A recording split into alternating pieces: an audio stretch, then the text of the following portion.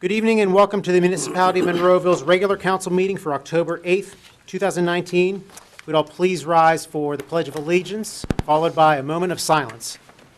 I pledge allegiance to the flag of the United States of America and to the republic for which it stands, one nation, under God, indivisible, with liberty and justice for all.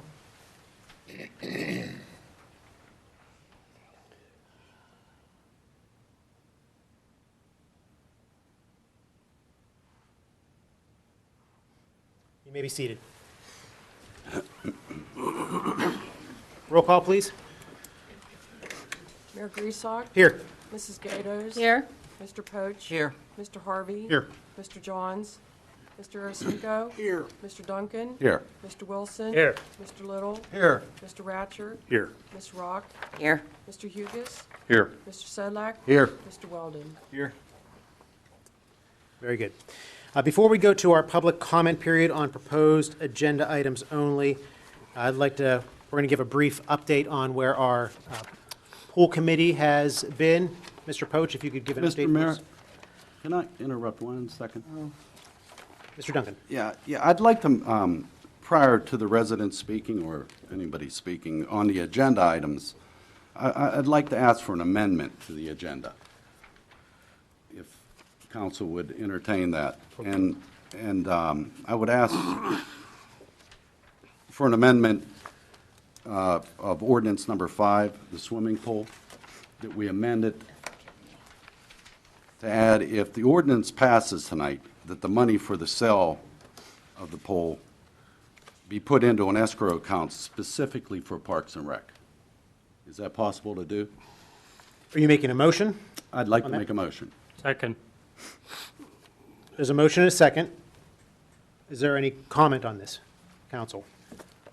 Well, I think comment from this report may be beneficial to everyone as well, and then to bring it back up. Well, we have a motion and a second. Let's vote. And, well, no, during our comment period, I think this is appropriate to comment. Right. So during our Absolutely. deliberation period here of the motion and the second, Mr. Poach, if you could, Sure. please. Thank you, Mayor.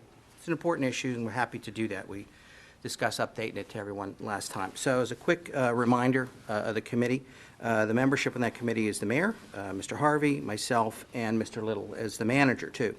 To remind everyone what the mission of this group has been since we started, it's the committee's operated on the premise that the Bel Air facility is no longer going to be available and that the new pool facility is cost prohibitive. The committee's been able to review the status of the aquatics programs, is to do that and sponsored by Monroeville, and develop some effective strategies to ensure that those programs continue into the future. We had a couple of objectives up to this point, and we're going to continue on with this. The program is not done. This is just sort of a mid-program update. Our objectives have been that we're going to meet with the Monroeville neighborhood pools regarding their viability as organizations and their willingness to participate in extended aquatic programs in conjunction with the Monroeville Parks and Recreation folks as well, their needs. And we're going to survey the Monroeville residents in Bel Air pool regarding their services that were provided. So I believe we've accomplished those objectives up till this point right now, and that's all we've done here. Where this information has come from, it comes from firsthand sources, things that people that we have talked to, your testimony here that we've talked about here, and comments in place. We reviewed those from the transcripts of our meetings and information that we've had since June, since this committee began. We've had some notes from our focus groups as well to help influence, and our meetings with the neighborhood pools. As a reminder, to this point, that included Garden City, the Gateway Heights Club, Haymaker Swim Club, the Park Swim Club, and the Henry Kaufman Family Park as well. We had surveys sent out, survey data. As a note to that, there were 67 member households that were surveyed, and households, the membership includes more than just one person as well. There were 41 responses returned to us through a number of different means, about 61% of them. And also, we've considered any current official communications that have come to us, not supposition, not somebody said, but things that have come through to that office.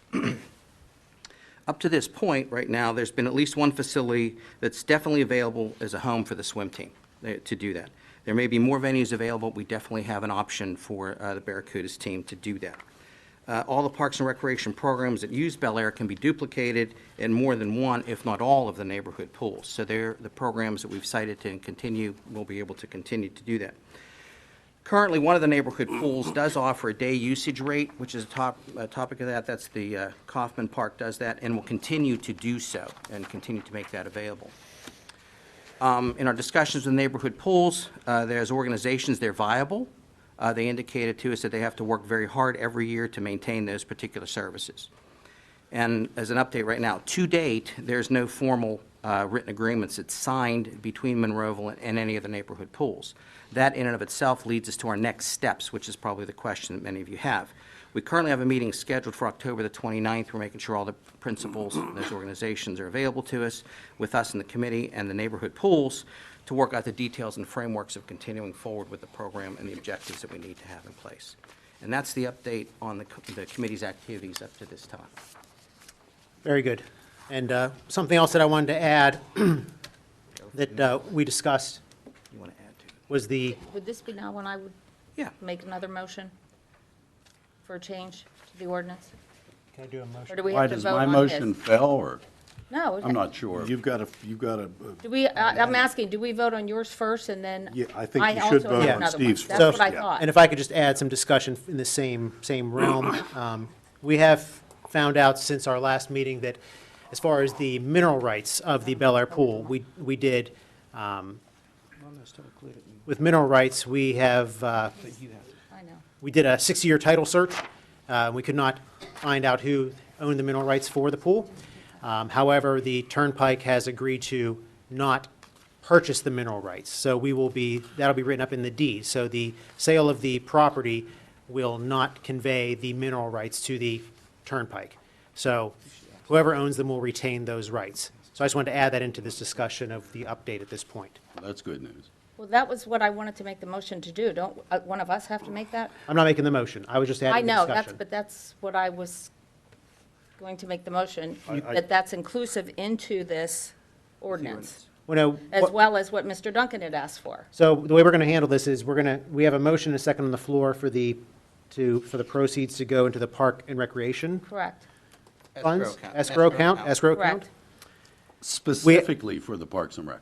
I'm sorry, I didn't mean to Yeah, interrupt. no, for parks, so yeah, to be clear, so Parks and Recreation, facilities, maintenance. Buildings, It just- whatever needs to Right, be exactly. done in the Parks and Rec. And then I just wanted to also have it say that the deed conveying the property shall contain a reservation clause retaining all mineral and oil and gas rights to the extent that such rights are owned by the municipality. Excellent. So, So would he- but I'm going to take his His vote vote first, first, and then you have that's- to make a second motion. Wait a minute. I'd be happy to. Well, Or if Steve, Mr. would you be willing to amend your motion to include what Mrs. Gatos wants to include, in addition to what you have proposed?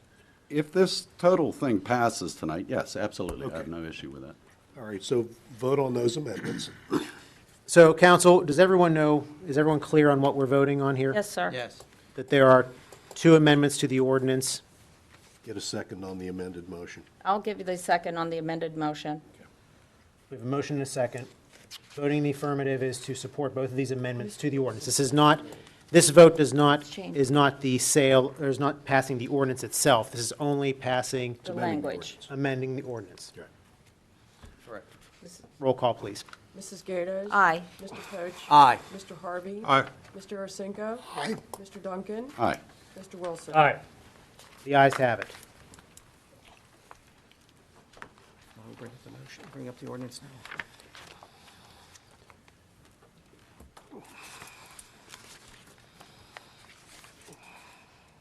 Mayor, do we now vote on the ordinance? Let's bring it up. You're waiting until, I believe what we have to do is still have a public comment period for the actual Prior ordinance. to it? Mr. Ratcher? yeah, I agree. Okay, just making go to sure we're public all on the comment. same page. So now that we have our updated ordinance that is being considered this evening with those 2 amendments, we will open up the floor for public comment on agenda items only. So if there's anyone that is signed in, now would be your time to present, or if you would like to address council, now would also be your time. We always ask for a 5-minute time limit to get your point across. I will indicate a 1-minute time limit whenever you have a minute left. And there will also be a public comment period at the end of the same meeting that you could speak about any municipal item, including these ones. Sir, if you just sign in. Already signed in. State your Brian name for the Susco, record. Turnpike Gardens. Based on the discussion previous to this, it changes some of my comments. So, it's really a thank you for listening and kind of hearing kind of what we're saying. So we appreciate that. A clarification, not to have a back and forth now, but a clarification for the Parks and Rec is that ordinance, is that amendment to the ordinance for a replacement facility for the swimming, or is that just for the Parks and Rec in general? And I'll leave that comment for later. But the one thing I just wanted to bring up, probably throwing a wrench into the discussion here, but I just want to make sure that we understand that we still don't actually have to sell the pool this year. So we've discussed this a little bit, but we've got the land appraised for about $956,000. We don't have hurricanes or tornadoes here that destroy land, so to think that the land would diminish to a point where we would worry about it in 6 to 8 months, I think we can feel relatively comfortable with that. And the Turnpike itself is paying for the pool, the pump, the chairs, the picnic tables. So if we lose an umbrella or a picnic table, we're talking about a few $100s. So really, being upfront and honest about the situation is we're not, we don't have to sell it this year. And really, the Turnpike folks, they're not evil swimming pool fairies going around making everyone's pools disappear for fun. They're trying to do a construction project. We can work with them. Mr. Harvey, you've mentioned that you have a great relationship with the Turnpike. Maybe we can use some of the Harvey charm to have conversations with them. Oh, jeez. That might not work. But just some of the other details. It was stated last week that proposed sale was brought to the public as quickly as possible within 4 months, starting in January this year. But we've actually known about it since April of last year, making the timeline closer to a year before it came to the public. Council's also mentioned that it's a regret that they have and should have brought it to the public attention earlier, which we fully can appreciate. But we can get that time back and do it right this time by actually, considering to take the vote off the table today and allow the sale of the land to be moved to 2020. That would buy us that year back to really finalize the plan. So we have plans in motion. We're moving forward with some of the things we've been talking about. But we're no further than we were when we started the conversation, outside of some discussions with the pools, not to take anything away from what you're doing, but to make that decision tonight is really, it feels like it's still based on limited information that we've had even before we started this back in April. So some of those plans have begun. And one thing I'd like to address is at Citizens last night, I made an off-colored comment about the plans having to do with the survey that was sent out. I don't know the full motivation behind those questions. I don't have the right to condemn them. So my comments were uncalled for and productive. So Mr. Poach, directly, I'd like to apologize for those. I was going to send you an email afterwards, but I said it in public. I'd like to own it in public. So anyway, finally, there's many options on the table. So the vote today is decide whether to sell the pool or wait till next year and take the time to do it right, do the right thing for the community, come up with a replacement plan, look into other funding options like we mentioned before with the DCNR, other foundations built for this type of funding. Get a plan together for the pool that starts small and can grow over time. Really bring the council and the community together and making something our own. So we don't have to sell the land, even though that's basically what we've been discussing. But one of the options we do have that's a valid option is to just move it out a year and just redo the appraisal, and to think that it would be so much less that we would worry about it doesn't seem to be really fully an issue in my mind. So we have the opportunity to make kind of lemonade out of the situation we have in front of us. So we've been talking about it for a while. In my mind, I don't think we're any further than we were a few months ago. We don't have enough information, in my opinion, to make this decision tonight. And I feel a vote today would be making a decision before all the facts are really fully understood. A vote tonight can't be taken back. But buying more time, even a few months pushed into 2020 to make an informed decision would be beneficial to everybody. So just making sure that we do understand that, pushing this sale back is still on the table, and I ask you to just keep that in mind as we go through tonight. Thank you for your time. Thank you.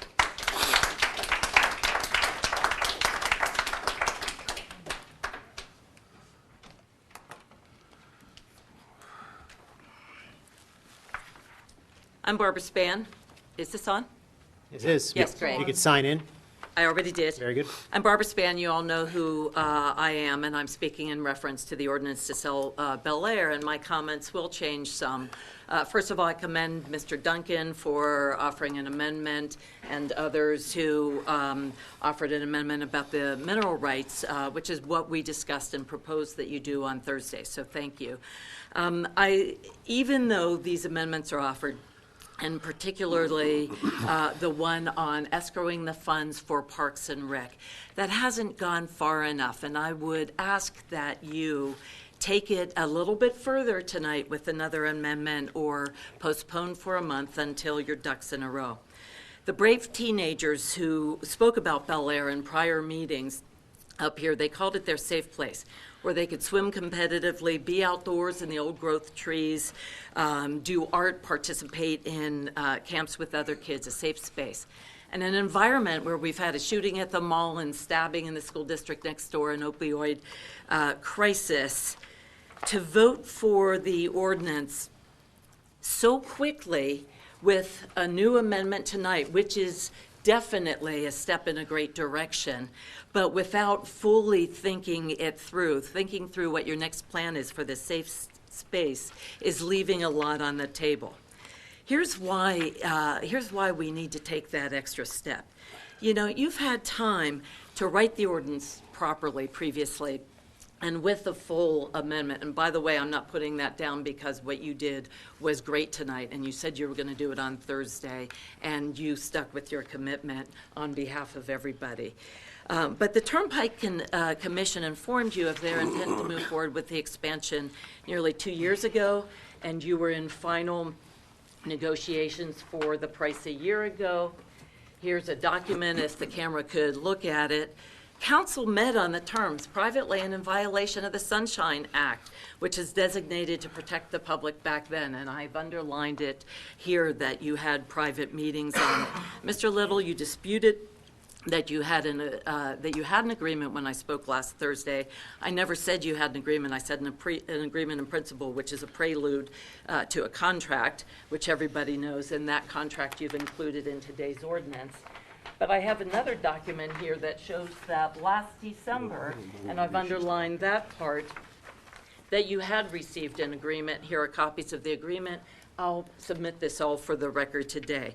So the fact is, you have had a lot of time to meet with the Bel Air community and not just the private pool owners. And here you are on October 29th, coming to a head with a potential agreement with the private pools without including the volunteers and leaders of the programs at Bel Air on your committee. You've excluded them from the table.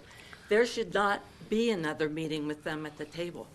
The private pool funding might not be the answer. That amendment of putting the funds in escrow for Parks and Rec and legally ensuring that those funds stay within Parks and Rec for the purpose of a replacement pool at Monroeville Park or some other pool-like designation is really critical to do, and to do with everybody at the table.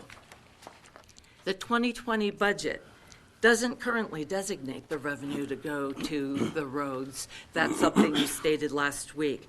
But the estimated 2019 unassigned general fund reserve balance is more than $15 million, and you've estimated in your 2020 budget that $9.5 million will remain unassigned at the end of 2020. We really have to designate these funds very specifically. Mr. Duncan's amendment, take it in and expand upon it, if not tonight, then within the next month. We wouldn't be here talking about this if the process were transparent, and with all the time you've had, these amendments were developed in advance of the ordinance, were written differently. So please, salvage what can be salvaged of this. $1 million asset for the kids. That sale should preserve for the legally binding explicit purpose a safe and vibrant space with the same use either in a single park we own or with the Bel Air community at the table if it's going to private sources. And I'm not saying anything against the private pools. The Span family, in addition to getting nearly $2 million in current market value assets, we were original bondholders of Gateway Heights to ensure that pool was built because it didn't require people to live within a specific community. So, take this, expand upon it, the right direction it's going for the kids, for the kids, for the kids. Thank you.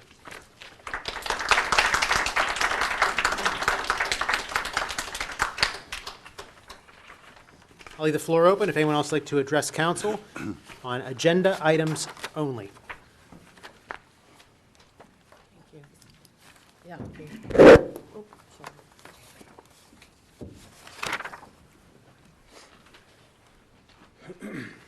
Good evening, Mayor, council members, Julio Estremera, Alpine Village. I'll try to keep it brief.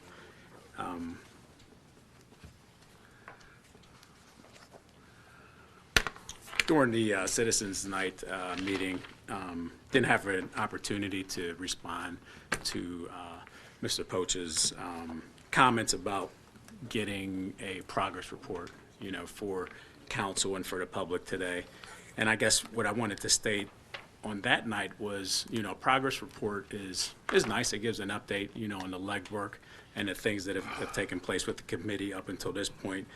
But when it comes down to it, tonight, the council's prepared to vote on this ordinance and whether the sale is going to go through. And what we're really looking for is a complete report of your findings, full disclosure of what the committee has gone through, details of their findings with the other pools, but more importantly, what you've done to gather information on the replacement of the community pool that's about to disappear. Okay, what alternatives are there? What can we do with the funding from the sale of the pool? What grants, what organizations have you made contact with to inquire about these grants, these possible other funding sources, and have something concrete so that council can look at before they make what I think is a pretty important decision, for the community of Monroeville. I mean, you guys are prepared to vote after public comments on something where you've just received pretty much just a progress report, nothing concrete. There's still a meeting on the table for October 29th, and there's nothing definitive, beyond what you've heard here today. There's nothing definitive beyond October 29th. There's no agreement in place. So really, there really hasn't been anything concrete that you can say, and I don't feel comfortable with, I don't know if council feels that way, comfortable with what's been presented to you tonight, but what I'm looking for is pretty much a report and say, here are the recommendations that based on the research and what the committee's done, we propose this. And I'm looking for a replacement pool. You're taking an asset away from the community. You're taking a pool away from kids who have marched up here, 5-6 months in a row to tell you this is their safe place. I've been looking forward to working as a lifeguard at this community pool. Community members have been here. They've watched all of our families grow. What are you going to do for this community now that you're displacing them? That's what we're looking for, answers in that respect, not a progress report hoping. I mean, you guys will vote tonight, vote for the ordinance to go through, the sale of the pool go through. There's no timeline, there's no deadline as to when the committee needs to provide these results. It's incomplete, at the end of the day, it's all incomplete. And I'm here to say that this really needs to be tabled and not voted on tonight until there's more concrete and more definitive information with regards to where can we find and where can we get a replacement for the community of Monroeville and the community members. Thank you.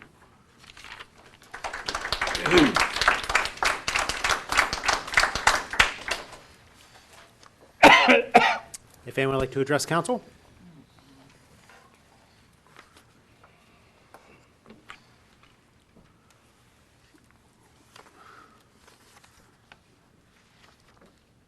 My name is Bob Williams, and I just have a couple statements to make. Mr. Ratcher, if you could explain to the public simply what the Sunshine Act entails. And the other thing, I heard all the talk and all the discussion, and I have not heard what the replacement cost would be for a light pool in another area. I'd like to know what that cost would be. Thank you. Thank you.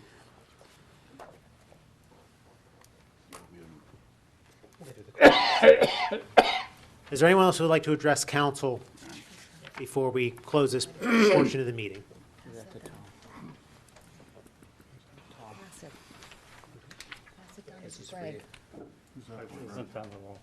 I do that all the time, especially with beer.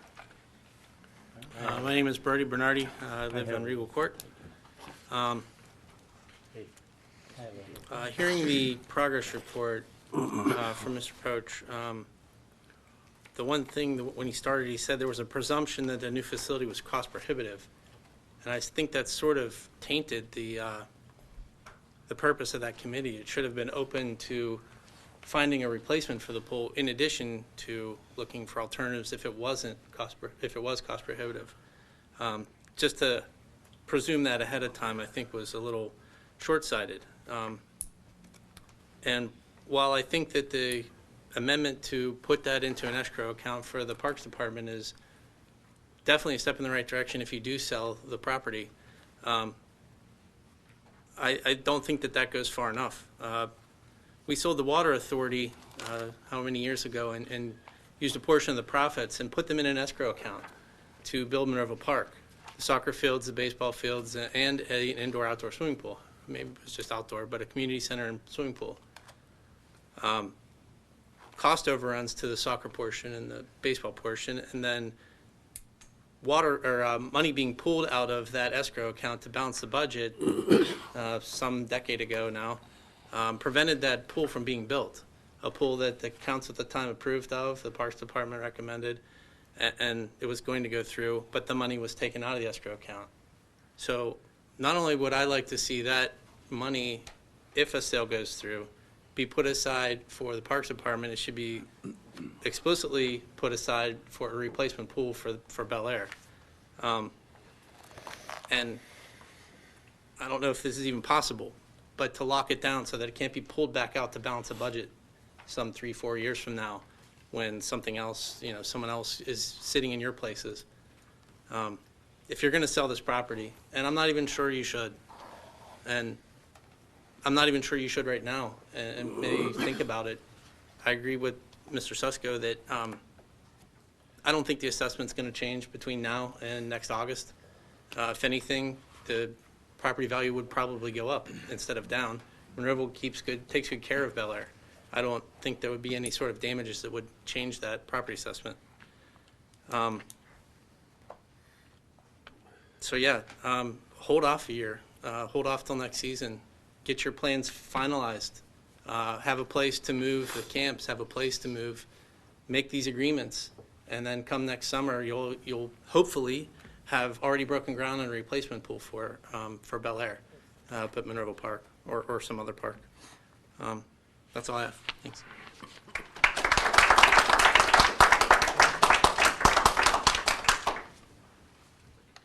I'll leave the floor open. If there's anyone else that would like to address council on agenda items only, you'll have another opportunity at the end of the meeting to discuss any municipal item. Seeing none, we're going to close that portion of the meeting. We have an executive session announcement. The council conducted an executive session for personnel and litigation reasons prior to Citizens Night, Thursday, October 3rd, 2019, beginning at 6:30 p.m. until 7 p.m. Council legislative action, if any, shall be taken at the October 8th, 2019 council meeting. Council, you have your minutes in front of you of Citizens Night meeting of September 5th, 2019, the council work session of September 5th, 2019, and the regular council meeting of September 10th, 2019. Motion to approve. Is there a Second. We have a motion and a second to approve. Any comments or additions, No, sir. corrections? Seeing none, roll call, please. Mr. Wilson? Aye. Mr. Duncan? Aye. Mr. Yurchenko? Aye. Mr. Harvey? Aye. Mr. Poach? Aye. Mrs. Gatos? Aye. The ayes have it. Reports of our tax collections. Is there a motion to approve? Motion. Second. Motion and a second. Comments? Roll call, please. Mrs. Gatos? Aye. Mr. Poach? Aye. Mr. Harvey? Aye. Mr. Yurchenko? Aye. Mr. Duncan? Aye. Mr. Wilson? Aye. The ayes have it. List of bills and budget transfers. Is there a motion to approve? So move. Second.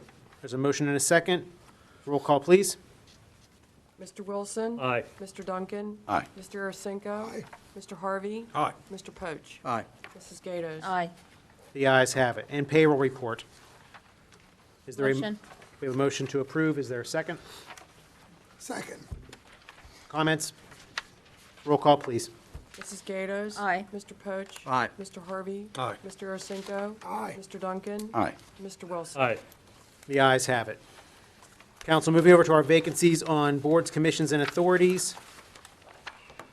Mrs. Gatos, anything this evening? I have nothing, sir, thank you. Mr. Poach? Nothing else, sir. Mr. Harvey? Nothing. Mr. Arcinko? Nothing, still waiting for somebody from the Fifth Ward to get on the Rec and Park Board. Please, for the members in the Fifth Ward, please consider volunteering. And that's all I have, sir. Very good, thank you. Mr. Duncan? I have nothing. Mr. Wilson? Nothing. Thank you. Moving over to our consent agenda, we have two motions this evening to consider. Mr. Little, please. Okay, the first motion is a motion, this was not on the agenda for the work session this past Thursday, but we decided that this is something that that should be done. A motion to appoint Councilman Eric Poach as the Deputy Emergency Management Coordinator. And later on, under my report, we'll explain, and Mr. Poach will explain why that's necessary. Motion to approve. Second. We have a motion and a second. Any comments at this point? Perhaps maybe we should explain this now. Oh, okay, yeah, not bad. Go ahead, Tim. Oh, no, you go, you know more about it than I do. Sure. Explain myself. Well, I'll tell you what, let me do this. There's Read a press release that, that staff has put together here. We're going to have what's called an all-terrain event that is going to occur this Saturday up at the Community Park West. And let me read the press release. Were you going to do that, Chief? Everybody seems to be chiming. Fine job.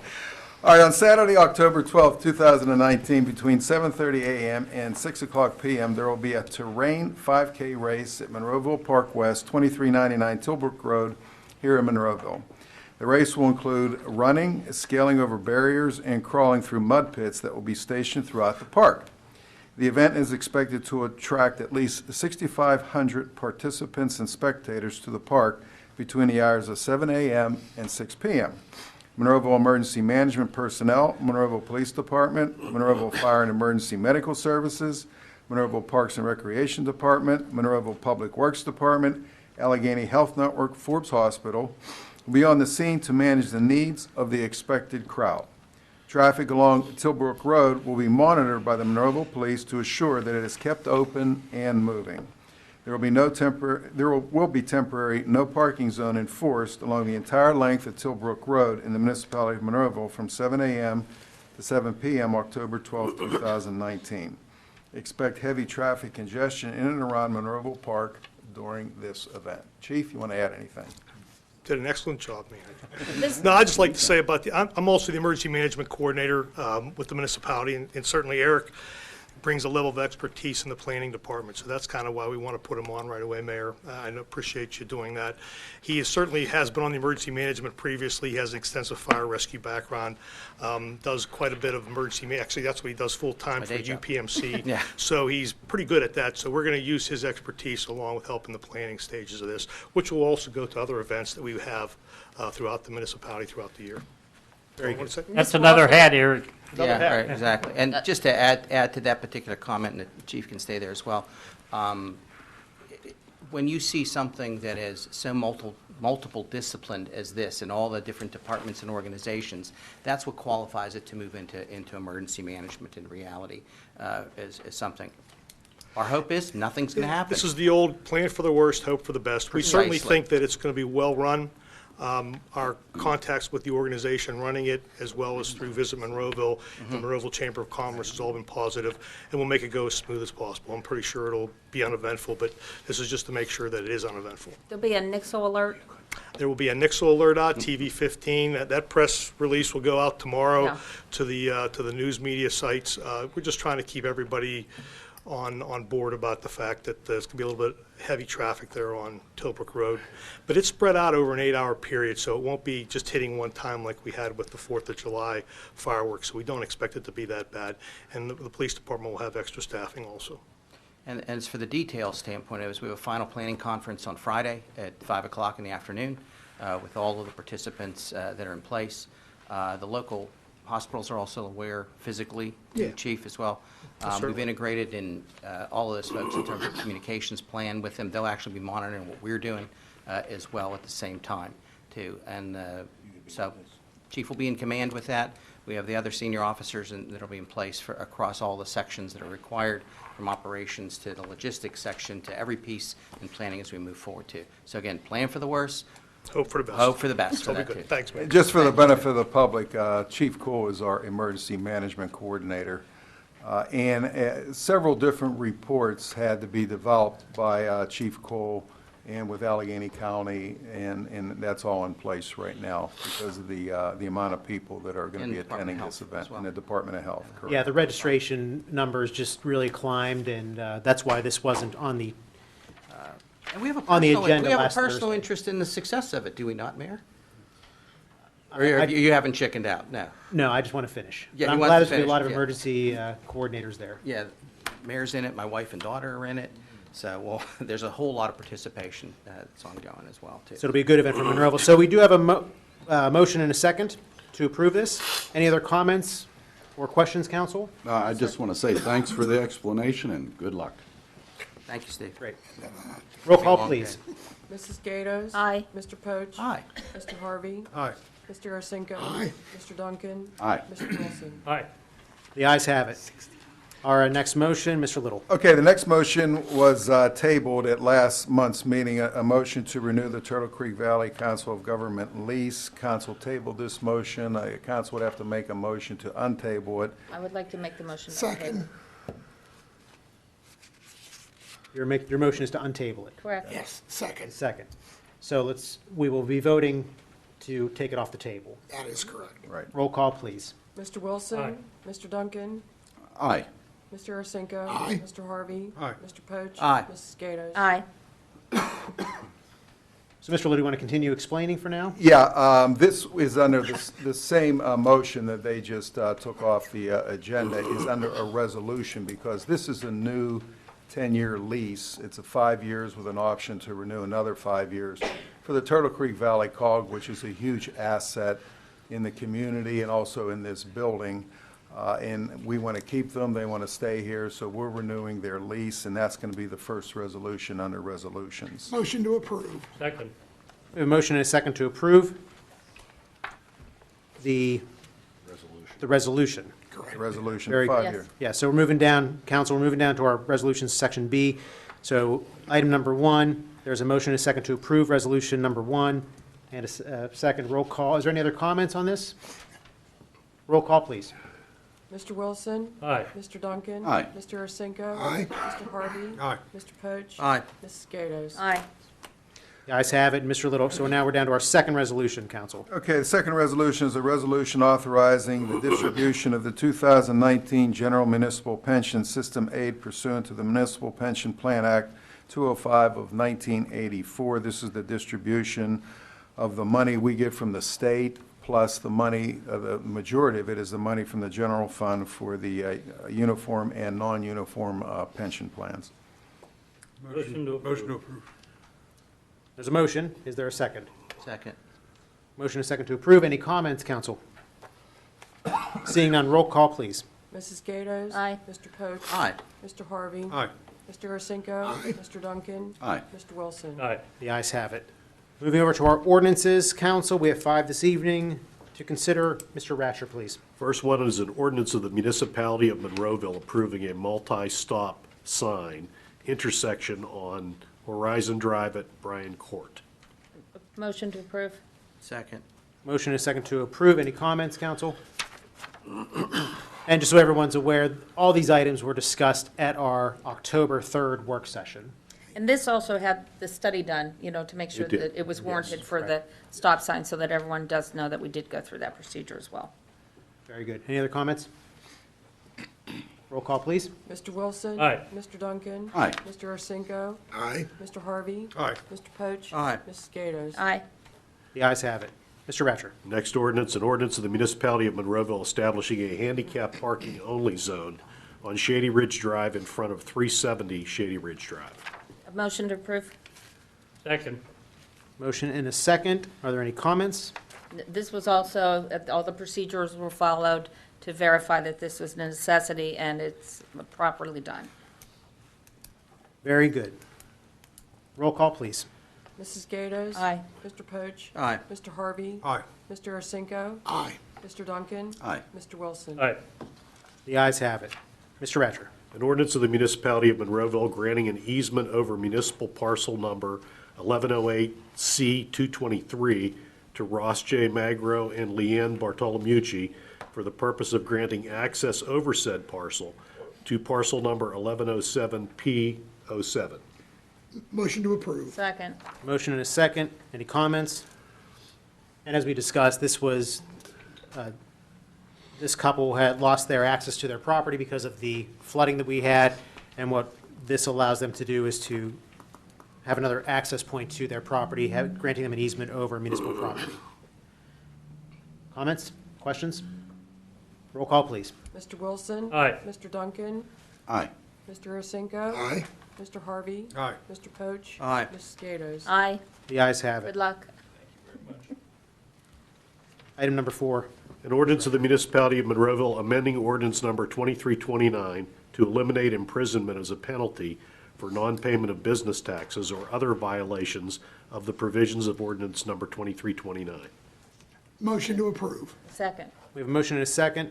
And Mr. Ratcher, if you could Yeah. That's what I was just briefly going to just ask you, explain what you Mr. Mayor, if you mentioned. On would. Thursday, you mentioned, Yeah, reason. the state of Pennsylvania allows you in your tax statutes to either impose civil or criminal penalties. And while it would seem that a criminal penalty would be something that you'd want in there, the reality is, these are for business taxes only, which are business privilege taxes, mercantile taxes, that sort of thing. The reality is that nobody goes to prison for not paying their business taxes. It's just a reality. But the criminal process is very time-consuming and expensive for the municipality. It's our belief that by going to the civil process, we'll be able to get civil judgments that are enforceable against these people much quicker, and by doing that, more effectively collect the delinquent taxes. And I would also add that I think we'll all keep an eye on this, and to the extent that it turns out that it's not a good idea, we have the flexibility to switch back, so. Thank you. very good. Any other comments, council? Roll call, please. Mrs. Gatos. Aye. Mr. Poach. Aye. Mr. Harvey. Aye. Mr. Ursinko. Aye. Mr. Duncan. Aye. Mr. Wilson. Aye. The ayes have it. The last ordinance. An ordinance of the Municipality of Monroeville authorizing the municipality to enter into an agreement to sell 10.42 acres of municipal property known as the Bel Air Swimming Pool to the Pennsylvania Turnpike Commission for the purpose of widening the Pennsylvania Turnpike in Monroeville. And this ordinance would be presented with the amendments that were earlier voted upon and passed in the beginning of the meeting. So they would be included in the ordinance that I just described to you. Correct. Yes. Understood. Okay. So that is the ordinance. Is there a motion to act on this ordinance? Motion to approve. Second. We have a motion and a second to approve. Any comments, discussion, council? I have a question or comment. Mr. Duncan. I deeply believe that the committee is definitely devoted in finding a result to this. You know, I mean, they're in between a rock and a hard spot. I don't know that maybe we could table this for another month and give you guys, the committee, another month to, you know, to just work with the residents and see what we can do here. I mean, I don't know if I'd get a second on that or not, but I don't see where another month would hurt, because obviously eminent domain isn't part of this subject right now, right? Am I correct? As of right now, correct. Correct. Yeah. Well, what is our deadline?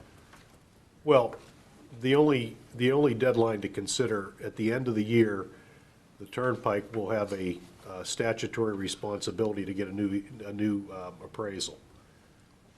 The appraisal that the municipality got was substantially less than what the Turnpike offered. So I think there's some concern that. I mean, what we got on our own. Correct. So substantially less. I think there's some concern on the part of council, and I don't want to speak for them, that, if we wait and let it get into next year, they get a new appraisal, now the price goes down precipitously, perhaps. No, I agree, but Yeah. I was just concerned for the committee. Maybe Yeah. they'd need another month or whatever to better get it out and explain, I mean. Sure, Steve, and I appreciate your concern, and the work for it. It's ongoing. Two things that I didn't really say about things in terms of deadlines and the people that are cooperating, and to comments for about including more individuals. That all has to come into the next phase of this point of it. As I mentioned in the report, the first challenge was we weren't even positive that we had means to begin to explore. So until we talked to for example, the community pools as one group, and then in consultation with Parks and Recreation, we got a complete description of what they had, what was in place, what they need, and then we had that as a second portion of that. So that's the first couple of steps of it. Now we have to nail down the devil's always in the details. There's no question about that. As we set this next meeting for the 29th, in that conversation, those individuals and representatives, seem pretty confident and willing to move forward and work with us. So I think I'm confident that it'll move forward. And every time you put a deadline to something and some other act intervenes with us moving forward, there's always a problem of falling behind. I don't want to disappoint anybody. At this point, I'm pretty confident that we can move forward in an aggressive manner to work out the details of these folks, because there are some timelines. The very first moment, and I had the opportunity to review all of the minutes of the meetings, and I looked at a number of our recordings as well. And one of the points is we have to be ready for the next swim season in place. There's a self-imposed deadline for the people that we're working with. They've indicated to us, it's like, okay, we want to come to an agreement what we can and cannot do. And those of you that have been engaged in those neighborhood pools know, it starts soon.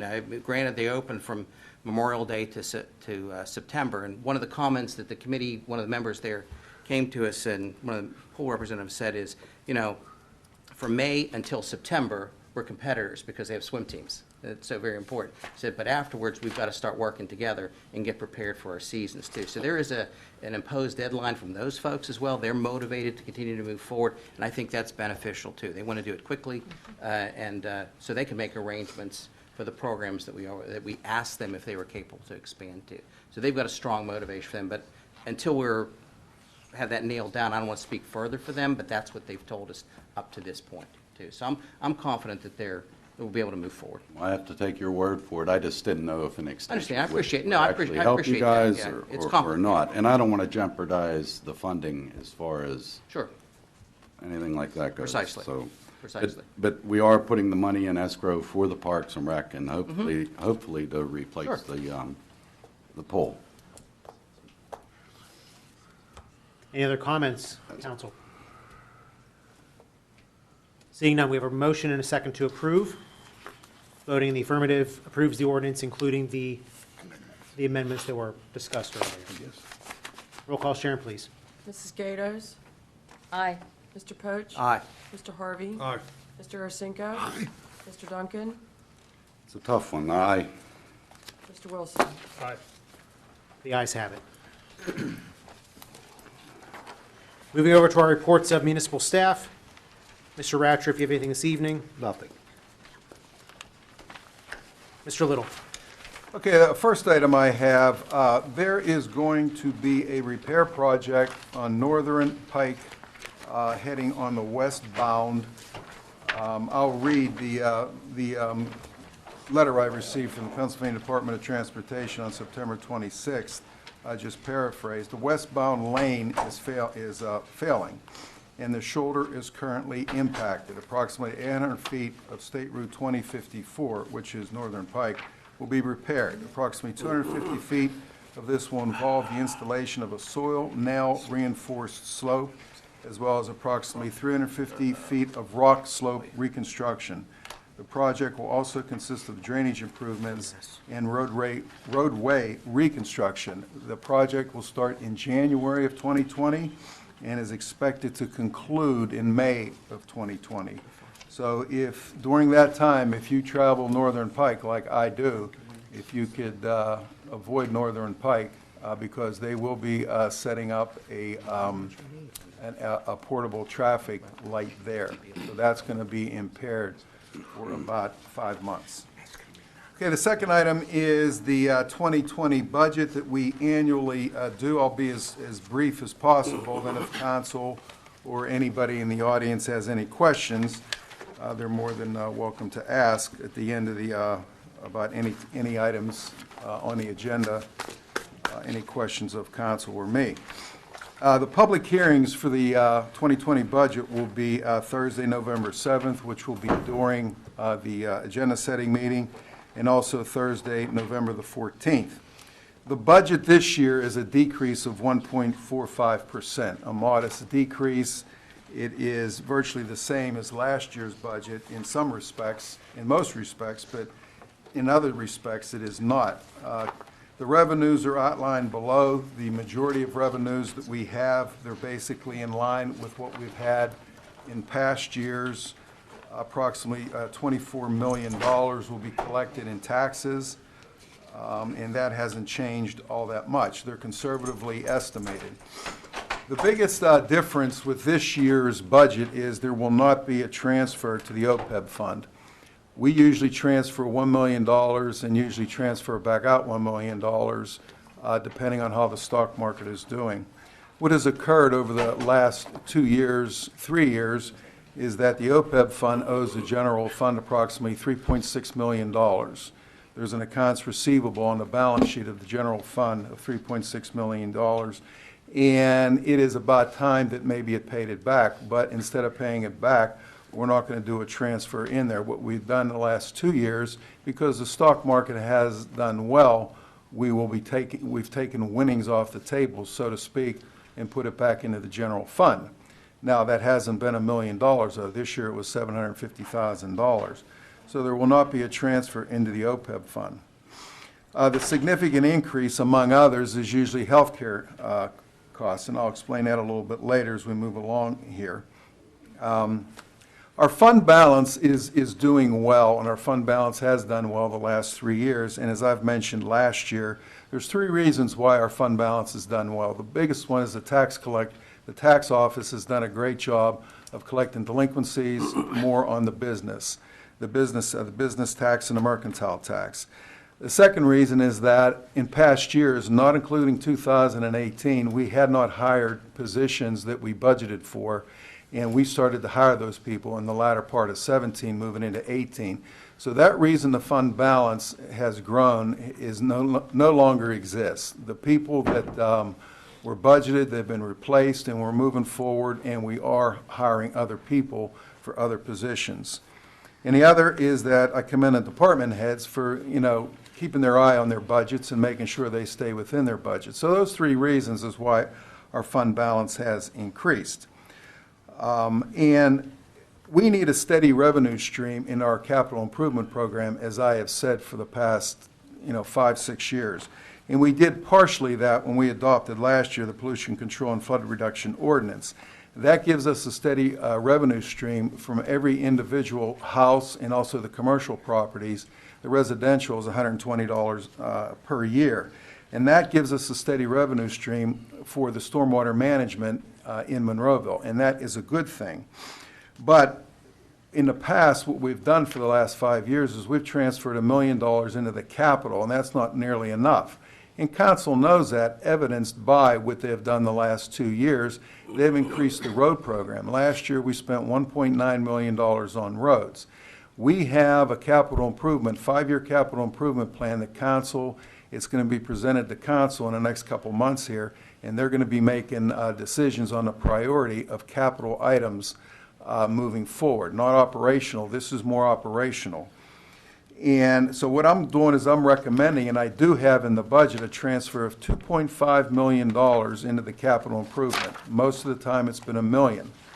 And as we move along with the capital improvement program, in the very early part of 2020 or the late part of this year, most likely, that transfer is probably going to have to increase with an amendment to the budget.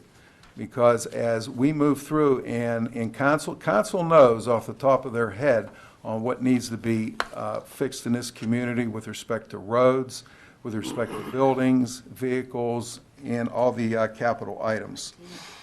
To give you an example, as I have in past years, Mr. Hugus has let me know how many miles of roads we've paved. This year we paved 2.3 miles of road. We should be paving to keep up with it 7 miles of road. This is paving. This isn't sealing. This is milling and paving. We should be paving 7 miles of road a year. We're nowhere near that. We should be spending $2 million a year just on roads alone. Last year, we spent $1.9 million, but that wasn't all paving. That was fog sealing, and that was crack sealing. One of the items that has come up that council's aware of with respect to capital is we have to have all our buildings secured. With everything that's happened in this country with respect to violent incidences, we have had an assessment done in this building, in the Public Works building, the library, and the Senior Citizen Center, and that's going to be part of our capital improvement program, securing these buildings with respect to people entering them, who can enter them, and it's a public building, so it has to be done very carefully. Most public buildings you go into, if anybody's been in the city-county building, downtown, or any place else, you have to empty your pockets, and you have to either sign into a private building if you're going in downtown. And right now, we have to change that in this building and all the buildings we have so that they are more secure. We've had an assessment done, and council has a copy of that assessment. Part of the formulation of the capital improvement program, in the past, I've recommended a 1 mil tax increase to council to go only towards capital projects. Last year, I didn't recommend that. The reason why was because our fund balance is very healthy. And I'm recommending the same thing this year, that we do not increase taxes. Now, moving along, that could change. Moving into 2020, that could change rapidly because we're going to have a very aggressive capital improvement program moving on in 2020. So moving into 2021, that could change. Now, one of the what we have been doing since 2014 with respect to capital, we've been, as I said, transferring $1 million into the capital program, and that's what's called a pay-as-you-go. Now, that is good because what we're doing is we're paying down on our debt service when we floated bonds in years past. We pay approximately $3.2 million in debt service, and we're paying that down. And Moody's, the bond rating service, they notice that. Everybody gets rated every year or every other year, and so our bond rating went up. So what does that mean when your bond rating goes up? That means that if you do float a bond, you're going to pay a lower interest rate. So it's very important, to keep that bond rating up and keep it climbing. So we've been paying down our debt. It's just like you run your own budget at home, and if you have credit card debt, you want to try and pay it down. It's the same principle. Now, one of the items is that when you do capital pay as you go, there's 3 items that is that it is not as good. It takes longer to complete the capital projects, which is where we are right now. We have a lot of them backed up. And the amount of capital projects that you perform is limited. If you float a bond for $5 million, you can go out and spend $5 million and you can do a lot of things, but you got to pay it off. So we've been trying to, but we're at the point now, we've got to move ahead and fix more roads. And major unforeseen capital expenditures will have to be supported by the fund balance, which it has been. And our fund, we've moved ahead this year and we've done some capital programs, but the fund balance has still stayed healthy, which is a good thing. And I'll talk a little bit more about the fund balance as we move along. The other expense that is constantly in the forefront that council is aware of, and it's going to get worse before it gets better, is our post-retirement health benefits. We have had a lot of employees, mostly police, that have retired, and most of the employees have post-retirement health care.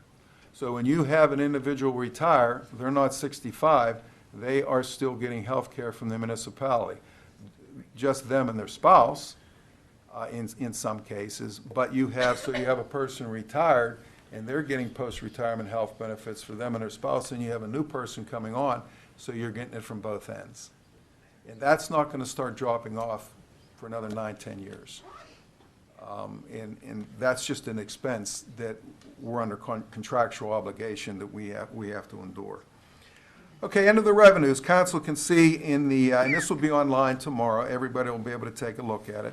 Council can see that the budget this year is about $500,000 less than last year, and about 72% of our revenue comes from real estate, earned income tax, local services tax, and business tax. That's the lion's share of it.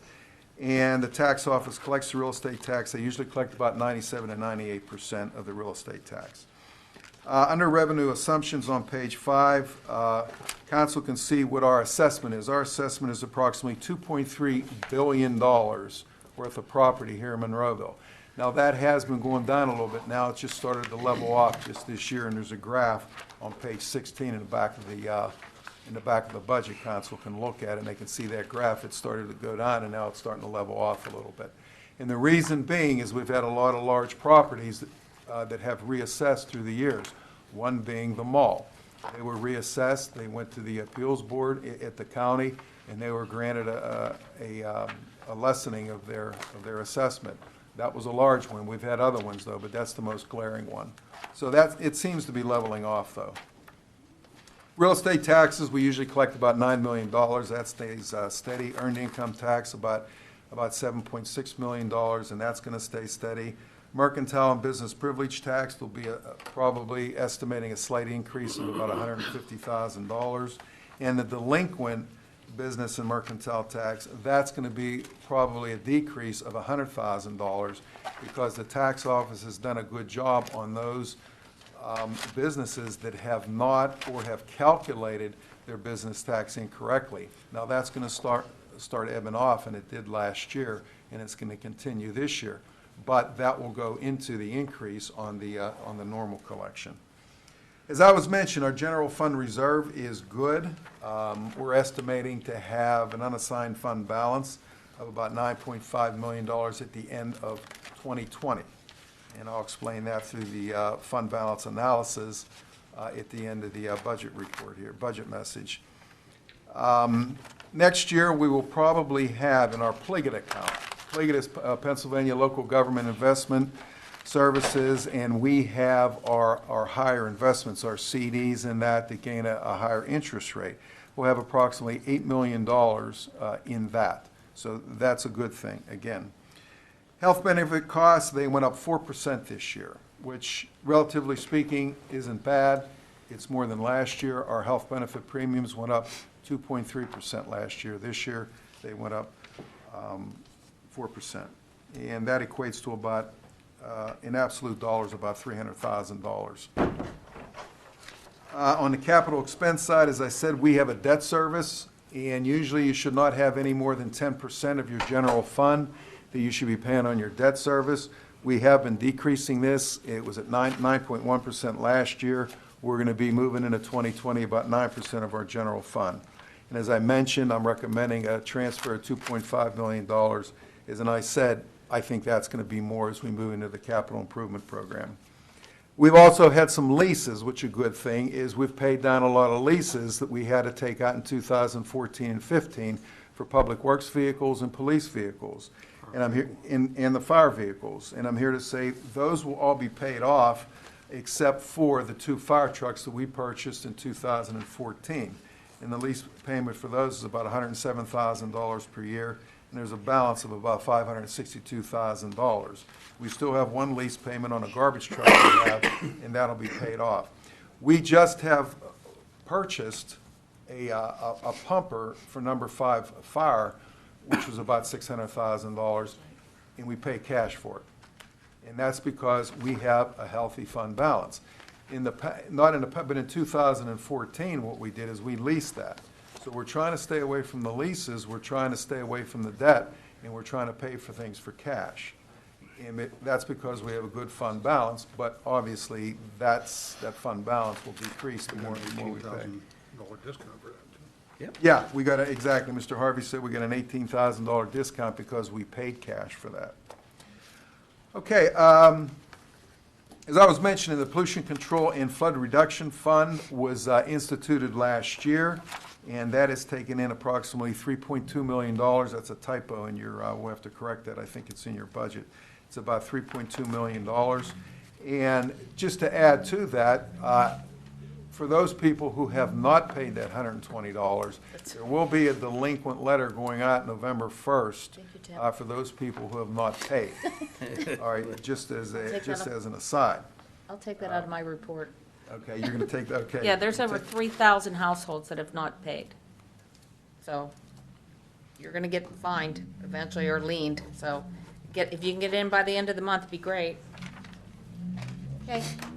Okay, as far as OPEB, I mentioned about, OPEB is other post-employment benefits. That the lion's share of that is the health care that our retirees enjoy up until the age of 65, and then they go on what's called a Freedom Blue plan, a Medicare plan, a supplement plan. The OPEB fund on investment is doing very well. We have approximately $7 million in our OPEB fund, but as I said before, $3.6 million of that is owed back to the general fund because the general fund has been subsidizing the post-retirement health benefits. And most communities in Pennsylvania do not have an OPEB fund. We're one of the very few, maybe 3 or 4 in the Pittsburgh area that have an OPEB fund. And I applaud the council 10 years ago that decided to take and put $5 million into that OPEB fund. And that is another reason why we got a very good rating from Moody's Bond Service. What we're supposed to put into the OPEB fund is $3.2 million a year. We just can't afford to do that. It's just impossible. The liability on the OPEB fund is about $39 million. Our liability on the OPEB fund, I've said this before publicly for the last 3-4 years, is more than I would say 2/3 of the municipalities in the Pittsburgh area, than their pensions, are liability just in the OPEB.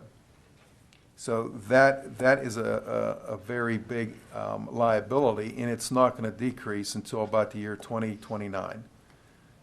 Okay? And as I mentioned before, we usually transferred $1 million into the OPEB fund, and what we did is we took the winnings off the table. We've been able to do that because the stock market has done well, but this year we're not going to do that because it owes the general fund back. The other item is the big expense is obviously the pension plans, which council here just passed a resolution distributing that money to our investment firms, PMRS and Janney Montgomery, respectively. We put approximately $3.2 million into what is called a minimum municipal obligation, otherwise known as an MMO.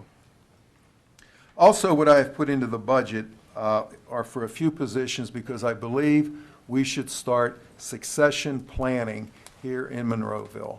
We have a lot of key individuals on staff that could walk out the door tomorrow and retire. And we should begin to plan for those people leaving. Now, nobody has indicated to me out of the key positions that they're going to retire. But 2-3 years down the road, we should be prepared and we should be hiring people to replace them. So, what I have put into the budget is a salary for a deputy chief of police, which we have had before, and I've also put in for an assistant manager. I've also put in for an extra IT person because the information technology is just increasing, especially in the police department. But not only in the police department, there is a lot of IT that we need to catch up on in order to inform the community so you can communicate with us better and we can communicate with you. One example is what Mrs. Gatos mentioned tonight about Nixle. We started that about 2 years ago, and I think it's been fantastic. People get a notice, a text notice, if a road has been closed down due to an accident, and I think it's great. Those are the kind of things that we need to do to communicate with you. We need to get an app online so you can go onto the app on your phone. And we're working on that right now. So there's a lot of IT items that we have to do in the community here. Another item that I have budgeted for is the 2020 budget contains a $15,000 expense in the manager's section, contracted services 2730. This is to begin a program with an outside consultant to act as an economic development advocate for the municipality. An outside consultant of this nature will identify retail markets that are suitable for Monroeville, provide retail analysis, identify and evaluate differences between competing shopping areas such as Cranberry and Ross and others, and the lifestyle of our residents and the people who visit Monroeville for shopping or personnel reasons. Hopefully, this will become an annual expense that will pay for itself with a noticeable increase in property and business taxes, in addition to providing our residents with retail services that are enticing to them. I've been investigating this for the last 3-4 months. I've been talking to a couple outside consultants, and I'll be giving council more information on this when the budget hearings start. Looking forward to it. Monroeville needs to have an advocate for them to be able to ascertain what kind of retail is going to be a win-win situation here in Monroeville. 5 years ago, 6 years ago, I gave a little presentation of where Monroeville is with respect to the growth and decline of cities over a 100-year lifespan. And we're at a point where we have to be able to get the kind of retail, the kind of industry, and the kind of office space in here that's going to be successful. Not every retail that comes in here is going to be successful. I bet you if I hear it every other week, when are we getting a Trader Joe's? Oh, God. Well, I mean, I wish I had a $20 bill for every time somebody asked me that. I'd even take it to Well, if Trader Joe's would be successful here, maybe they are looking to come in, I don't know. I wish. But if they would be successful here, you could rest assured if there was money to be made, they would be here. And maybe it isn't Trader Joe's, maybe it's something else that's like a Trader Joe's. So there's a lot of businesses that come in here, but we have to be proactive, I believe, in seeking retail, and not only retail, IT companies. We have, Pittsburgh itself is growing tremendously with respect to IT. Why not Monroeville? Why not here? We have a lot of office space here with respect to the Westinghouse, and I think we should start to lead the charge on that. Instead of people coming to us, we should have a company that could be able to slice and dice our information that we have. Okay, the last item on the budget report is the fund balance analysis. Last year, according to our CAF, or our Comprehensive Annual Financial Report, we ended up with about $14.4 million as a fund balance. And out of a $35 million general fund, that's pretty good. The GFOA, the Government Finance Officers Association, they're recommending 20%, which they increased that a lot in the past years. It used to be like 5%. We have our own resolution, our own policy, where we keep 10% in reserves. So we ended up with about $14.4 million. Now, at the end of this year, we're estimating that we're going to have an increase of the fund balance of about $700,000. And that's a good thing, okay, because Josie and I have been keeping an eye on that as we go through the year right now. And we, as I said before, we have started spending on capital items this year because we need to. And I'm just excited that we're not below and we have a negative on our fund balance moving into this year. The fact that we have a positive, I think, is a good sign. Now, moving into 2020, with our 10% general fund reserve policy, the proposed usage for the 2020 fund balance is about pushing $2.4 million. Now, these are estimates. They're nothing set in stone. So we're going to be spending according to the budget here, about $2.4 million. Now, the lion's share of that obviously is a $2.5 million transfer to our capital that I mentioned. And that is probably going to be more. And it's money well spent. It's your tax dollars, but it's money well spent for roads, vehicles, these buildings being maintained. We're beginning a new roof on this building right here before the end of the year, depending on the weather. So there's a lot of items that have to be spent. The library needs a new HVAC system. And these things have been let go for about 5-6 years or so. But it's time now we have to get them fixed. And like I said, it's your money we're spending, and you need to know where it's going. So at the end of next year, we're looking at having a unassigned fund balance of $9.5 million, and that's including our 10% reserve. But in actuality, we should have about $12 million in our coffers at the end of December 2020. Now, that depends on how much we spend on capital, because I'm not advocating floating any bonds, because that just has more debt service we're adding to that. So that concludes the my budget message. If anybody has any questions when it comes time for the public to come up and ask any questions, or if council has any questions now. Council, any comments? We have a lot of work to do, and we'll have multiple hearings and a lot of opportunities to ask questions and speak about this. But excellent job, Mr. Little, and excellent job to your staff. Well, one other thing I do want to mention is that somebody come up here, I want to be able to answer one question. Somebody come up here and ask, well, what would a new swimming pool cost? And I think we provided that to council a couple, 3 months ago. A new swimming pool would cost, and this is replacing the same size swimming pool as Bel Air, and that'd be about $4 million. Okay, so Minus utilities. just to answer that question. Without utilities. Okay. Utilities? Right, without the utility running. All the utilities are there. Additional, I mean, okay, sorry, but yeah, it's part of it, but yeah. Also, just to, as the mayor apologize. said, we start this budget process in August, and council understands, there's a lot of people hours that go into it. And Josie Rock and Tina Mueller, my secretary, Dara, Jill Dawes-Cat, I hope Darlene, all the people put in a lot of time, and not to mention all the department heads that put in time on their budget. So this whole process takes well over 2 months to put together. Now, council obviously has, when we start the budget hearings, when you have your input, and then council says, well, maybe we don't want to do this, or we may want to do something else. All right, but this is my recommendation to council and the public. Okay? That concludes my report, I believe. Very good. Thank you, Mr. Little. Mr. Hugus, anything to report this evening? No, I gave all my time to Tim.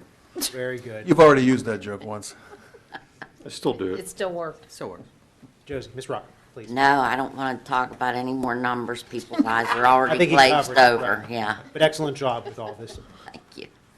It was a group project, like you Certainly. That's said. for sure. Absolutely. Many of us Josie and the were. Pussycats did a good job. Ladies and gentlemen, I'm going to open up the floor to public comment on any municipal item. That'd be your chance. If you wanted to address council, you could sign in again. Even if you did speak at the beginning of the meeting, you can speak again. For any municipal item, we're going to still have ask for the same courtesy of a 5-minute time limit. Just state your name. Just state your name for the record. Brody Bernardi. I hope you guys know what you're doing with regards to the swimming pool. You have a board of 4 people, or a committee of 4 people, looking to replace services. And I might be speaking out of line here, but I don't think any of you spend any significant amount of time at that pool to know what kind of services and what kind of things you're replacing. By doing what you did, if you don't act further, you've just disbanded the Bel Air Barracudas. The JCC meeting that I was at proved that the pool would be available in such a limited capacity that it would not be worth the time for the Bel Air Barracudas to go use it. Not only did they not answer the follow-up after the meeting and send an email, which they said they would, outlining the exact timeframes that the Bel Air Barracudas would have availability to pool.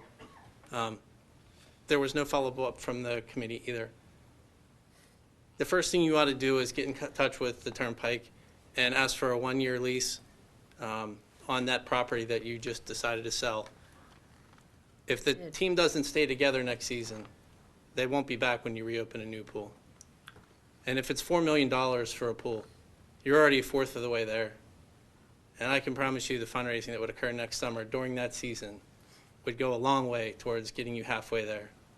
And that doesn't even mention any types of grants from the DNCR or other places that could help us out getting that $4 million. So I hope you guys, I hope you reach out to the people who know what goes on at those pools so that you can replace them adequately and not just talk to the private pools who really don't have a vested interest in any future pool being built. Thank you.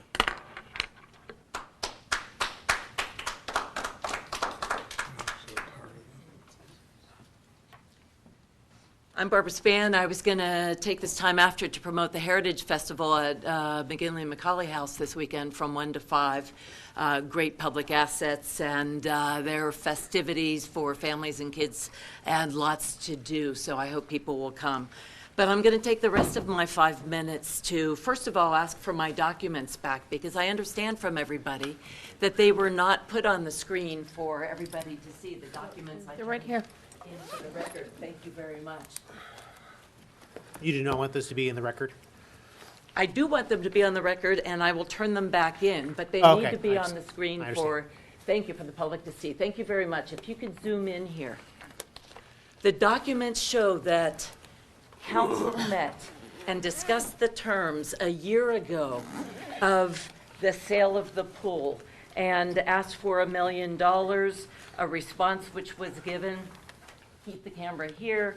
A few weeks later from the Turnpike Commission, and that you had not only an agreement in principle, but an agreement which the Turnpike Commission said they understood that you were going to act on for the sale last January. Although you didn't, and here is, please bring the camera back to the documents, thank you. Here is the agreement, and here are the terms. Thank you, first of all, Councilman Duncan, for putting in the amendment you did tonight, and that does take a step in the right direction. But there is no excuse for meeting privately, Councilman Poach, without the Bel Air community having a seat at the table with the private pools, 2 of which are in your ward. And there's no excuse for coming to some kind of terms and agreement to piecemeal out bits and parts of the program on October 29th without having multiple estimates for a new pool in a Monroeville Park as an alternative for the long term, not just for next summer. Yes, this takes work, but these documents show you have had more than a year to do that work and involve the community more than just a 5-question questionnaire. It's unconscionable that a last-minute amendment had to be made tonight to put the money even in escrow, which is being done, but which we know legally does not bind and protect that for the purpose of replacing this asset in some form its entirety. So I'm asking you now, go back to the drawing board, get at least 3 public estimates for a pool, because before you gave the amount of $4 million at a prior meeting, one of you said $2 million. Look at the tapes. Look at the tapes. You're the same individual that went to the meetings and said you didn't bring back maps when the original Turnpike map shows that they didn't need the full property. I'm asking you to get estimates. I'm asking you, Mr. Poach, with the committee, to include the community, and when you're talking to the private pools, make that a short-term consideration, get estimates for a long-term replacement, and give the process a chance, because that has not been done tonight. Thank you. And I am submitting these for the public record. Thank you.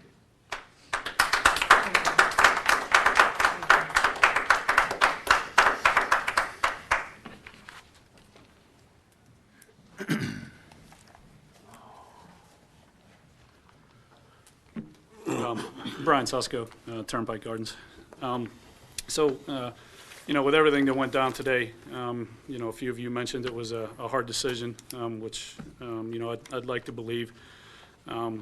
Just to express, watching some of the kids here that have been following the journey that we've been on, it's hard not to feel a little personal defeat in some of this. So I'd like to apologize to them for the battle that we were trying to do, I think for the right reasons. The piece of disappointment that I have here today, and once again, my opinion is, we made a really big decision today. That affected a lot of people, and it seemed to be the last straw was the assumption that the estimate would go down. I mean, it's not fact. It's not a document we got from the Turnpike that said, by the way, if you wait, we're going to blow you out of the water. It was a feeling and an assumption, and I'm not sure the gravity of that vote really went to that opinion and assumption. It seemed to kind of undershadow the ability. So listening to Mr. Little's overview budget report. I read the budget report every year. It's riveting. I get it. But that's a lot of money. We're talking about, $35 million we're talking here. But the effect that vote had for a little over $1 million seemed to, once again, outweigh the amount of money that we're talking about. So, for example, the $1 million, as I've said in previous speeches here, where it's a one-time thing. It's not a revenue stream. So to put it towards the roads and to put it towards something else, it wouldn't solve anything. So now that we have it in escrow, it's still not meant to replace the big decision that we made today. So it's in escrow. It's in for the funds, which I can't thank you enough. I appreciate you standing up for that. But I think when we look at the gravity of what just happened today versus the outcome, it still weighs, in my opinion, it still weighs in the wrong direction. So what I would like to say is, we knew the poll was going to be sold either this year or next year. I mean, it's going to happen. Turnpike's coming. That's fine. I still think it was premature. We should have, looked at other options about waiting for another year to give us a little more time. But you made your decision. The vote's in there, so I don't want to keep rehashing that. But Mr. Poach, I just really like to kind of have a conversation about, and we can continue this afterwards, but really changing the view of the committee. So right now, the assumption is it's cost prohibitive to replace. We got 4 million, one was 7 point something. We can work on that. We have $1 million sitting here. We have resources and networks, some that I've already reached out to, and we could probably come up with that money in a little faster time than we would think. And it's one of those things where I was hoping the committee could change gears a little bit to really roll that option out. So we say cost prohibitive, but we don't have documents, or we haven't looked at it and said, or at least I haven't seen it, but like, hey, this is what it's going to cost. We can't do it. We can't raise the money. We reached out to the DCNR and they said no. We reached out to other foundations. They say no. So I would like to see the committee continue what they're doing, but at the same time, look at both options. And it seems like one has already been ruled out. The reason I say that is a lot of work that you're doing, and I understand it is a lot of work, and you have actual jobs that you actually get paid for. I understand that, but it's more of, with the private pools, even just the piece of the swim team, they're always going to be the away team. They're guests in other people's backyards. Even if the team lasts for a year or two, it's going away. The decision we made today, it's going away. And the places where the community goes, once again, they're privately owned. It's not theirs. Hey, I'm going to go to this pool, I'm going to go to that pool. Polls at any point can basically say, we tried for a year, no thank you. So I just really want you to understand the gravity of what we did here compared to the budget statement that we just heard. The amount of money, the amount of money we're talking about versus the effect that it actually has on the community, I really think we should, try to keep that in perspective as we go. And if we could, have email conversations or anything about that after this, about really trying to, let's prove that it's cost prohibitive before we go to the other direction. Because the other direction, as hard as we work, it's only going to get us so far, and things are going to fizzle out, because being a guest in someone else's house over time, it just gets old. Once again, I appreciate the back and forth that we've had for a while. I know the vote happened, but I know there's other work to be done, and hopefully we can still be part of that as we move forward. So thank you again for your time.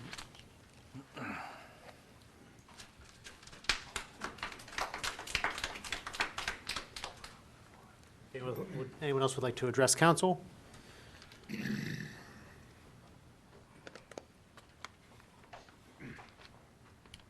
Julio Estremera, again, Alpine Village, and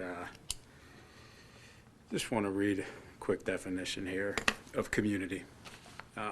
Community, a feeling of fellowship with others as a result of sharing common attitudes, interests, and goals.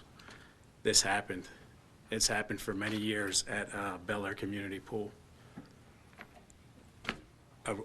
Anything short of replacing that sense of community with a new venue, a new pool, would be robbing the community members right now of what takes place there. And I just want to reiterate, what Brian just said, if the gears don't change, with regards to the option of replacing that, I think it needs to. I mean, I think I've mentioned it several times, up here at this podium, with regards to just a plan in place of how you're going to replace what's been taken away with the sale of Bel Air Community Pool. For me, it's not so much, the Bel Air Barracudas is just one piece of that pie. I'm confident in stating that we could take the Bel Air Barracudas. We've got a pretty good following. We've got some pretty good parents that are involved, and we can take that swim team without the help of the committee and find a location for that team. We don't need the committee to do that. We need the committee to fill the void of what just happened here tonight. The pool's going to be gone. That sense of community, we need that to be replaced. We don't need Bel Air Barracudas to continue at the JCC. We can do that by ourselves. We want that community pool. And I hope tonight, and I'm disappointed at the way the vote went. I think the vote went down with just incomplete information. And I don't think it was unreasonable, to table it and vote next month with a little bit more information. But anything short of, talk about a replacement for Bel Air Community Pool, I think it's unacceptable. So that's all I have. Thanks.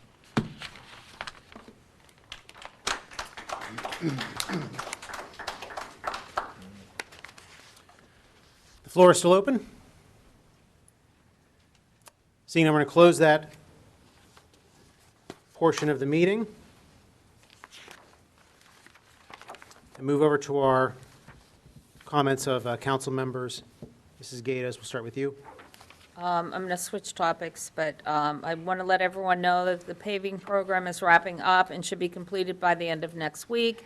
So thanks to our road crew. They've done great with the weather that we've had this past summer.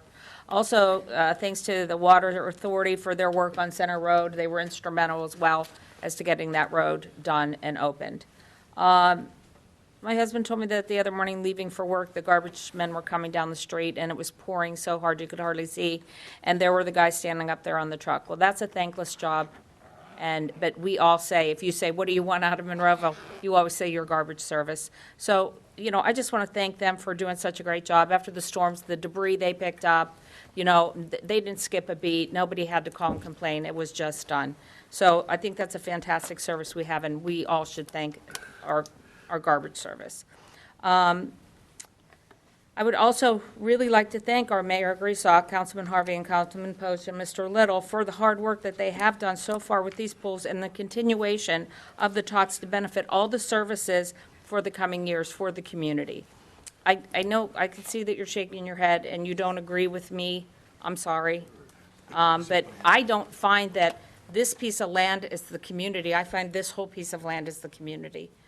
So, I don't know why it's said that if they're not in this portion of the land, it's not a community thing. If they're in this portion, it is.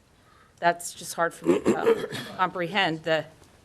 Why can't we all be a community? My point was, they're private business. Okay. Okay, Let's- so Gentlemen, anyhow, Gentlemen, a please. great big thanks to Josie and the Finance Department, everybody that worked on it, Mr. Little, for the report that we were given. This has taken us a lot of work, and we still have a lot of work to do.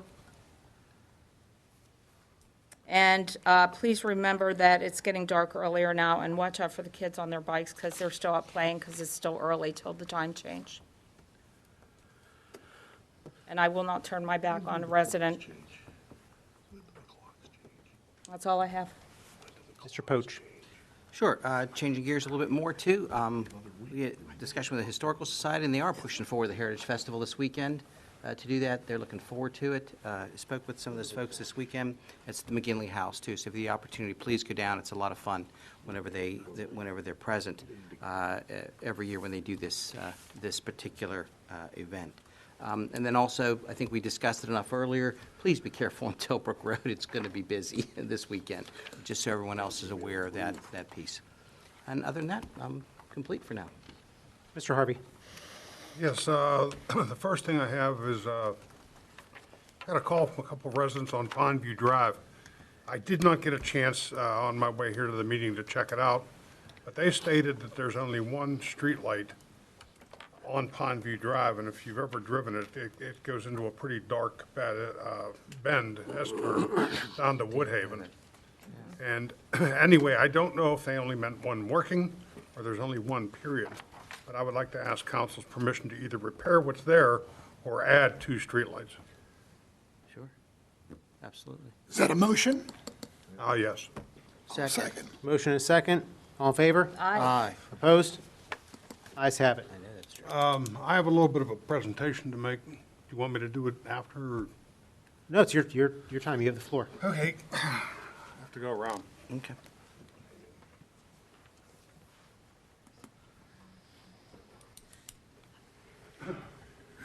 John Logan would be here to make this presentation, but he had another commitment tonight. Myself and Sean were meeting and had many discussions about possibly getting a community sign, an information board, if you would, much like Cranberry has. So we started meeting, me and Sean started meeting and having an investigation, trying to check it out. And we had to obtain costs, which were way higher than we thought they were going to be. And enter the COG and Amanda. She managed to get a grant for this thing. So I wanted to show you, we wanted to initially put the sign on the northeast corner. Joe, could you put that where the banners usually are? On the northeast corner of 22 and 48. And there was a problem with that in that the Conservancy has an agreement with PennDOT with the flower beds, and PennDOT wouldn't allow it anyway. I mean, they were very stern about it. They said they would not allow us on that property for that purpose. And part of it was liability, I guess, if somebody wrecked into it or whatever the case may be. So then, with that, Sean and Bob Ratcher talked to the Hampton Inn on the other corner, which is the southeast corner, and that property is owned by the Hampton. And Bob, could you give me just to give a brief what happened there? We got I don't know whether to say an agreement or a lease or. No, we got an easement to put the sign there on the Hamptons property. They were very receptive to the idea of having a community sign and so forth. So they granted us a perpetual easement. As long as there's a sign there, we have the easement. So that's kind of that corner. The next thing we had to do is we had to get PennDOT approval for that. Enter Mr. Weldon and Paul Hugas, and they got that permit. So with that, Amanda managed to get us a grant for $149,510. What I'm asking council tonight is we need to pay 10% of that to have the managing say in it, which is $15,000. With that, Mr. Ratcher has to design an ordinance on the rules and fees for putting messages on the sign. I can tell you that Cranberry lets no general advertising on it. It has to be from 501c3 people or anything from the municipality. what the funds would be used for, because they do charge a fee if outside agencies want to put something on there that meets the specifications. They put it back into the maintenance and upkeep of the sign. And in my opinion, in the ordinance, who will manage the sign? I think it should be Sean Logan and Visit Monroeville and Chief Cole. And I say Chief Cole because he would have the ability to put on weather alerts, traffic alerts, amber alerts, and things like that. Other than that, Sean would make sure that the people that put in for advertising space or notice space met our ordinance. Sean and Visit Monroeville would receive all the fees and the advertisements, and they would take care of managing that. Now, on this sign, Joe, there it is, there's an artist rendition of it. That sign is about 18 feet, 6 inches long, 10 feet, 1 foot high. The center structure that you see blue is about 14 feet wide, 4 feet off the ground. The illuminated part is approximately 3 feet high by 7.5 feet long. And what you can't see there, if you can see the writing, these 4 words there is illuminated squares that are approximately 2 feet by 1.5 feet that sponsors for the sign have purchased. And I just got notified by Mr. Logan, and they are, by the way, they're not cheap, $25,000 for 5 years, and they're filled. So one is given at no cost to the Hampton for their giving us the property. The other one is UPMC, Forbes, and Visit Monroeville's paying for the other one. So what I'm asking council tonight is to approve the $15,000 it would take to get this whole project completed. Can I make a motion to approve that now? Second. And then Bob would have to design the ordinance and bring that back to us. There's a motion and a second. Any questions or comments? Quick question to Ron, too. So essentially. Yeah, I should have said that. Yeah, sorry, yeah. So essentially, given with the fees and perpetual collection of it, too, the money that we use now is essentially covered and paid for. Could you pass these down? Yeah. Yeah, and also, if it got into the positive, which it has a very good chance of doing, the ordinance could say that Visit Monroeville and could award grants or, things like that with the excess money. And also, our portion of this money does give us the availability for our chief and whoever else is designated to put Basically, we have the information on there. controlling say in it. Correct. So that is why we want to put a portion in, so we have a say. Ron, I have is it exactly 10% of the total cost? Is that what council's going to It's pay for? $15,000. It's close to 10%. I think it's. Okay, so it's $15,000 Yes. flat, okay, all right. I mean, that's only $500 off, in 10%. So there was a motion and a second for this item. All in favor? Aye. Aye. Opposed? The ayes have it. The report's complete. Thank you, Mr. Harvey. Mr. Arifcinco.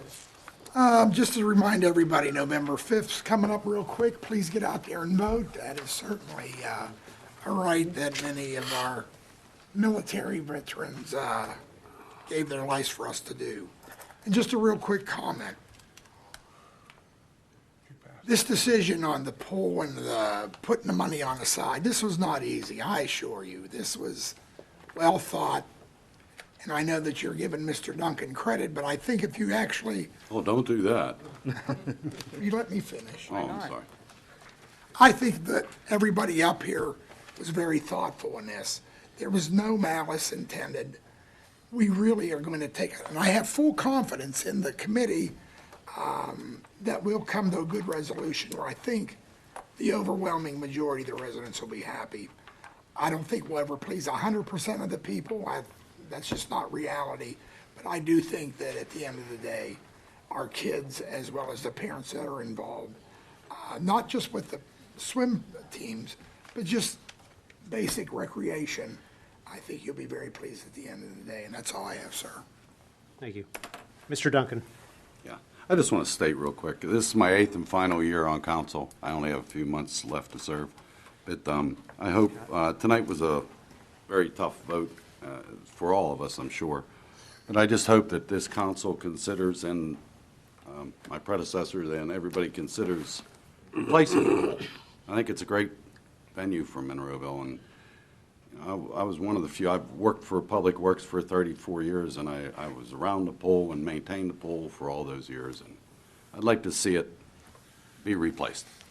That's all I have tonight.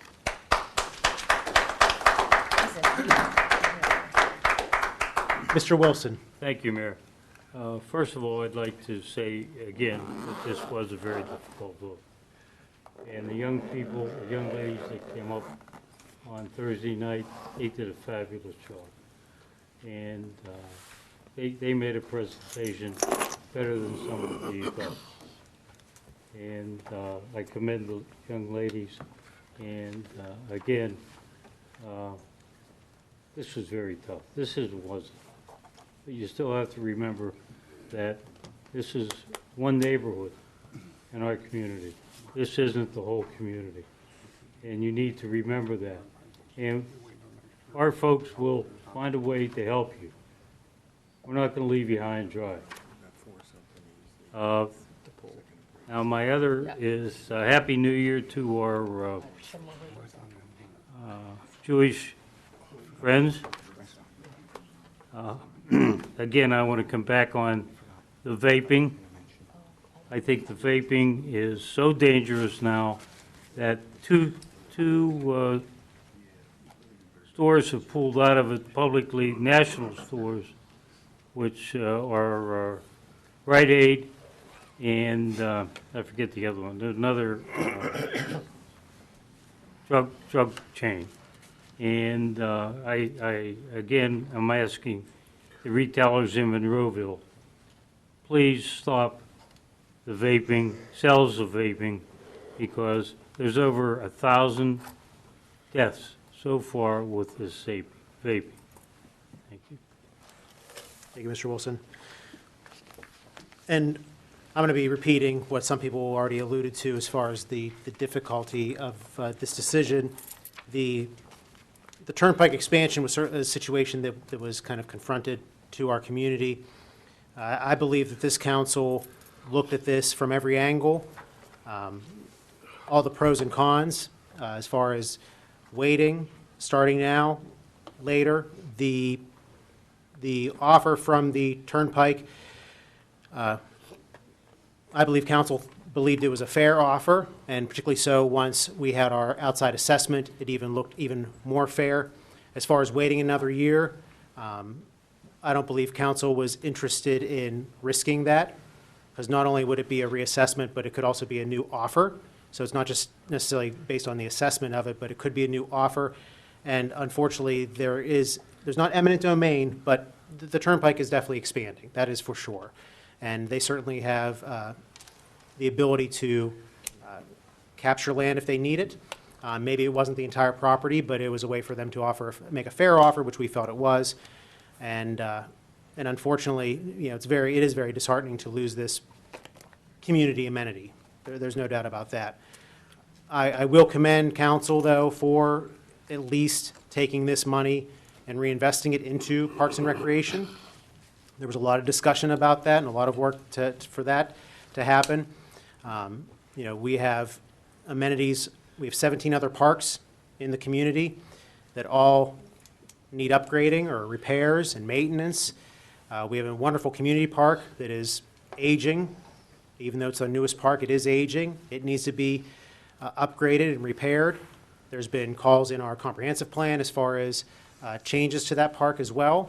So these are all the things that we'll be exploring, along with continuing the meetings with the pools, with the Bel Air swim team, with all the neighborhood private pools, Henry Kaufman Camp. Once again, it is not an easy decision, but I'm confident that the committee and this council is working in the best interest of the entire community, and these decisions are never easy. So with that, I'll seek a motion to adjourn. So move. Second? Second. All in favor? Aye. Opposed? Thank you. You can- I'll see you.